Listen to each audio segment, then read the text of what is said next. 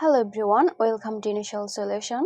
In this tutorial, I will show you how to select all the text in your Google Docs document.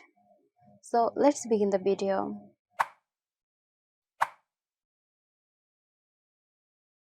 First, open the Google Docs document you want to edit. Now click anywhere inside the document to make it active.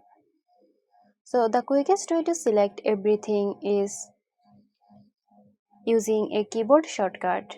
On Windows, press Ctrl A and Mac, press Command A.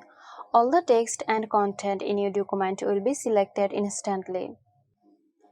You can also select everything using the menu. Go to Edit and then click on Select All. So there you go. I hope this video helped you out. Stay tuned for more helpful tutorials here at Initial Solution.